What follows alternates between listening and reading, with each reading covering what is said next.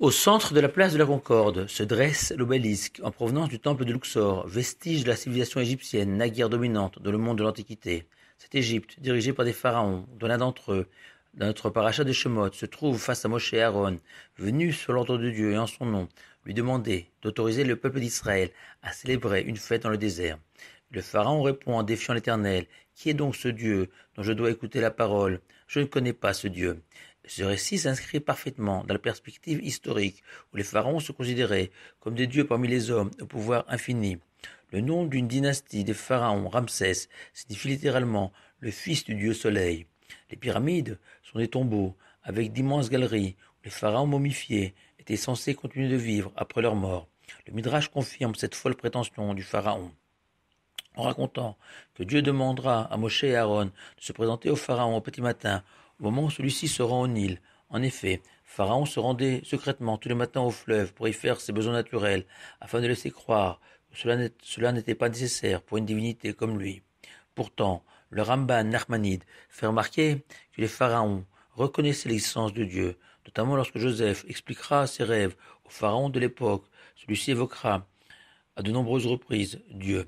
Le Ramban répond que les pharaons admettaient l'existence d'un Dieu créateur, mais que celui-ci s'était détaché de sa création pour le déléguer, lui Pharaon, seul maître de la planète. Et lorsque Pharaon a ajouté qu'il ne connaît pas ce Dieu, le Midrash explique que Pharaon est allé dans la salle de ses trésors où étaient conservées toutes les idoles de la terre, considérées par les peuples du monde comme étant dotées d'un certain pouvoir à son instar, et que Pharaon n'y trouva pas la trace du Dieu des Hébreux, invoqué par Moshe et Aaron. Et enfin Pharaon va conclure, et je ne renverrai pas Israël. Le Sforno explique ainsi ces dernières paroles. De toute manière, même s'il s'avérait que votre Dieu existait, capable d'influer sur l'histoire de l'humanité, je n'obéirai pas à ses ordres. Et Moshe et Aaron vont répondre aux arguments de Pharaon. Tu te trompes entièrement. Dieu s'intéresse à l'histoire de l'humanité. Il vient se manifester à nous. C'est le Dieu des Hébreux, d'Abraham, d'Isaac et de Jacob. Et si tu t'imagines pouvoir t'opposer, il te frappera par le fléau ou par le glaive.